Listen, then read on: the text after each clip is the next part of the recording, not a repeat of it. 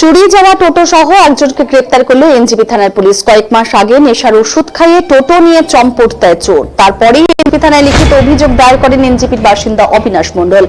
অভিযোগের ভিত্তিতে এনজিপি থানার সাদা পোশাকের পুলিশ তদন্ত শুরু করে। অবশেষে শুক্রবার ডিএস কলোনি থেকে সেই চুরি যাওয়া টোটোটি উদ্ধার করে পুলিশ। ঘটনায় গ্রেপ্তার করা হয় সূর্য সেন কলোনির ব্লকের বাসিন্দা গৌতম রায়কে। পুলিশ সূত্রে জানা গেছে, ধৃত ওই যুবক দীর্ঘদিন ধরে এমন নেশা খাইয়ে টোটো চুরির ঘটনা ঘটিয়ে চলছে। এই ধরনের অসামাজিক কর্মকাণ্ডে আরো কে কে জড়িত রয়েছে তার তদন্ত শুরু করেছে এনজিপি থানার পুলিশ। শনিবার ধৃতকে জলপাইগুড়ি আদালতে পাঠানো হয়েছে।